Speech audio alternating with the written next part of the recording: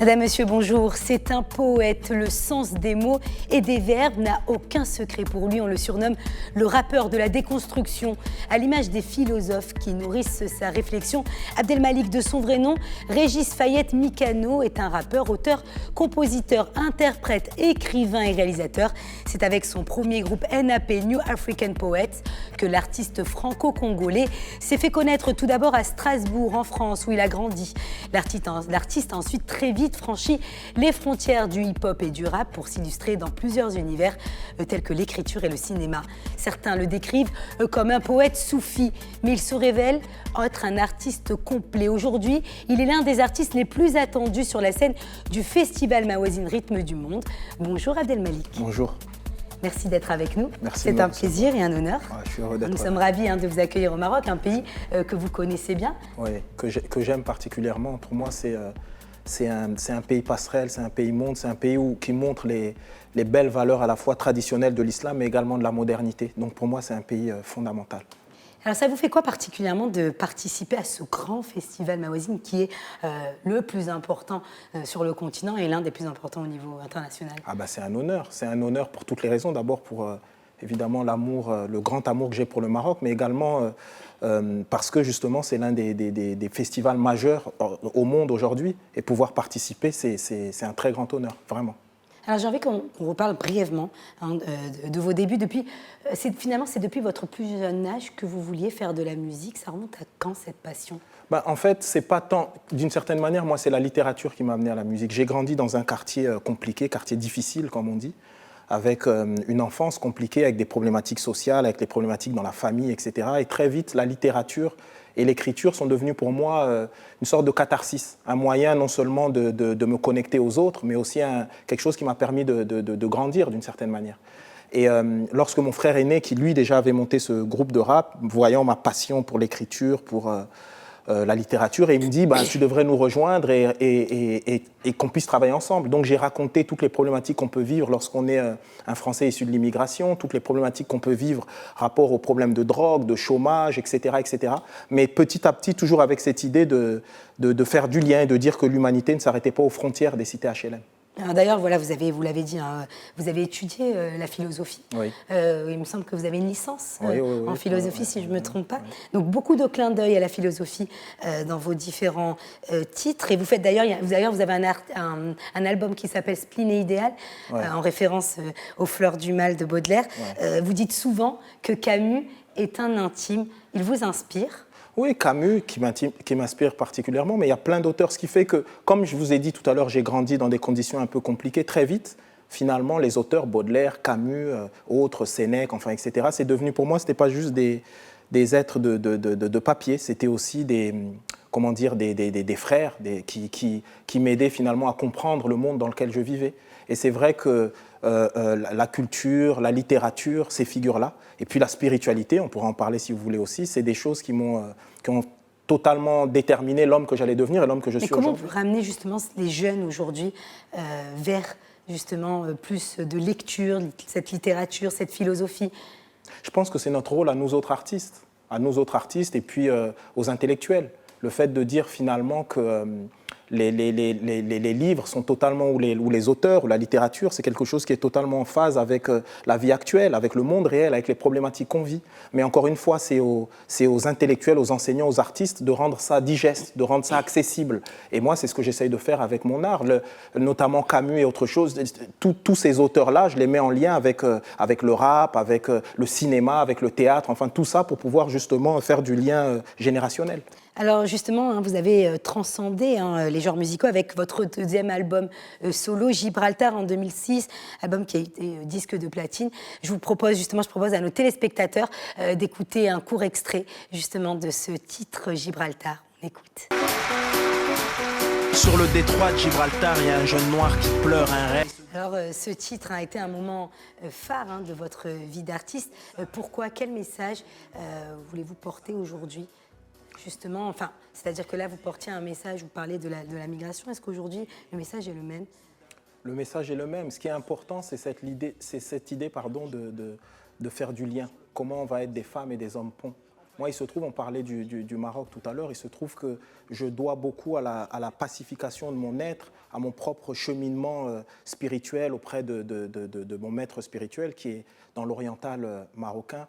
Et mon maître spirituel actuel, toujours dans l'oriental marocain. Oui, parce qu'on précise que vous êtes soufi, hein, c'est bien ça. Exactement, musulman et soufi de cette tradition-là. Et c'était important pour moi de dire que cet amour que finalement mon maître spirituel m'enseigne sur finalement le fait d'être, par le canal de l'islam, d'être capable d'aimer tous les êtres, qu'importe leur sexe, qu'importe leur couleur de peau, qu'importe leur milieu socio-culturel, c'est éminemment, c'est vital dans le monde dans lequel on vit aujourd'hui. Comment on va être un être pacifié notre rapport aux autres. Il se trouve que moi, c'est l'islam. Chacun peut trouver le chemin qui est bien pour lui, mais c'est ça l'essentiel. Donc en fait, finalement, le fait de parler de la migration et de parler de toutes ces problématiques-là, c'est aussi le fait de dire qu'on a beau être différent, on a l'humanité en partage. Et c'est ça qu'il faut célébrer, c'est ça qu'il faut magnifier. Et on doit fonctionner dans un monde finalement qui nous propose le chaos, essayer de proposer l'harmonie et l'humanisation. Voilà. Alors justement, quel message vous pouvez apporter aujourd'hui à cette jeunesse africaine qui risque leur vie bien trop souvent justement dans le détroit de Gibraltar? Non, les choses sont beaucoup plus complexes que ça. Je pense que justement cette jeunesse, c'est l'aboutissement de quelque chose. Il faut venir au commencement. Et au commencement se situent, j'ai envie de dire, les puissances de ce monde, les chefs d'État, les puissances financières, etc. De comprendre finalement qu'on a tous à gagner à vivre en harmonie.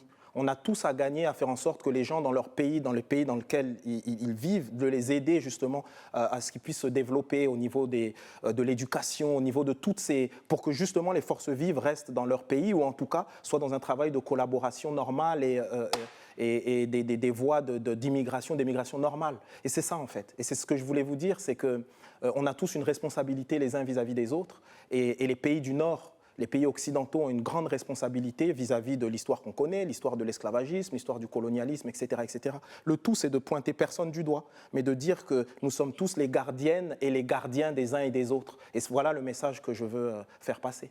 Alors, autre moment fort de votre carrière, votre livre, puis l'adaptation de ce même livre au cinéma, qu'Allah bénisse la France, un long métrage qui a connu un vrai succès, c'était en 2014. Il a été récompensé d'ailleurs dans plusieurs festivals en France, mais aussi au niveau international.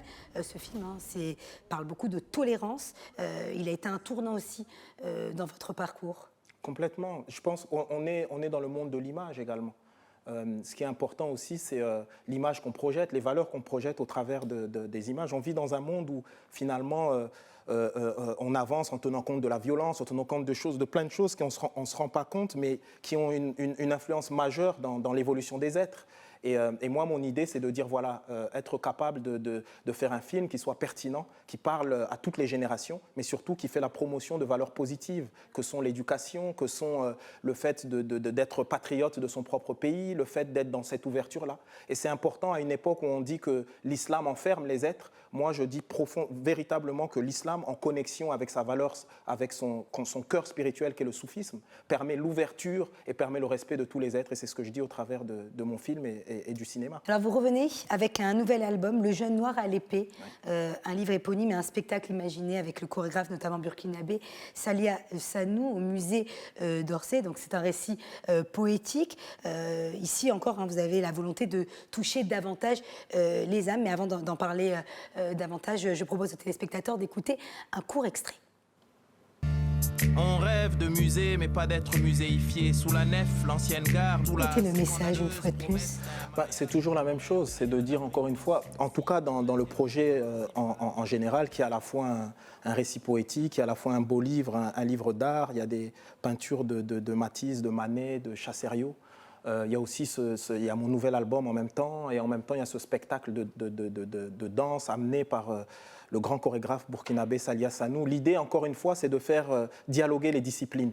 Et en fait, l'interdisciplinaire, c'est aussi le fait de dire que toutes ces disciplines sont en écho les unes aux autres. C'est comme une métaphore des êtres qui sont en écho les uns les autres et l'importance vitale du dialogue, toujours le dialogue. En réalité, le danger, c'est quand le dialogue n'est plus maintenu. Et moi-même, enfant, vous l'avez dit, la littérature a été quelque chose de très important pour moi et le fait d'écrire un livre comme ça, c'est aussi le fait de penser au petit ou la petite Abdelmalik que j'étais, c'est-à-dire comment un livre peut bouleverser une vie. Et donc, moi, c'est ce que j'essaye de faire, écrire des ouvrages qui permettent de bouleverser des vies positivement. Comment vous avez gardé les pieds sur terre? Vous faites preuve de beaucoup d'humilité au vu de votre riche carrière. Ben, j'ai envie de dire, garder les pieds sur terre, c'est cette possibilité tout simplement qui est pour moi dans la sincérité de la démarche. C'est-à-dire qu'encore une fois, personne n'est supérieur à un autre. Ce qui est important, encore une fois, je vous l'ai dit, on est tous les gardiennes et les gardiens des uns et des autres. Je pense qu'on est tous dans ce bas monde finalement pour se donner du courage les uns les autres. Et la spiritualité joue un rôle fondamental là-dedans parce que finalement, on se dit qu'on est tous issus de la même lumière d'une certaine manière. Donc on doit magnifier les êtres les uns et les autres de la même manière. Donc vous, moi, nous tous, nous sommes les mêmes. Donc il n'y a personne qui doit se prévaloir sur un autre. C'est la moindre des choses. Dernière petite question, des Dites-moi. projets. Vous avez des projets avec Wallen, grand artiste de R&B français, justement, qui est aussi d'origine marocaine. Oui, moi je suis, comment dire, je suis le mari de ma femme. J'ai la chance d'avoir une femme qui est très talentueuse, qui a cette force d'écriture, de composition, etc. Et c'est vrai que là, elle est en train de travailler sur à la fois une série et une comédie musicale qu'elle va faire à Paris. Mais on est aussi en train de réfléchir sur un projet commun, un projet qui serait à la fois de la musique, mais qui pourrait nous amener partout dans le monde. Et on a vraiment envie de venir jouer ensemble ici au Maroc, qui est, comme on vous l'a dit et comme vous le savez, un pays majeur et important pour nous. Voilà, vive le Royaume du Maroc. Marhaba, marhaba. Abdelmalek, merci. Je rappelle que vous êtes ici à Rabat, dans le cadre du festival Mawazine, Rythme du Monde. Merci d'avoir pris le temps d'être venu dans notre studio à Rabat. Et merci à vous, chers téléspectateurs, d'avoir suivi cette interview. Vous pouvez la revoir sur notre site internet. Restez avec nous, l'information se poursuit sur notre antenne. Portez-vous bien.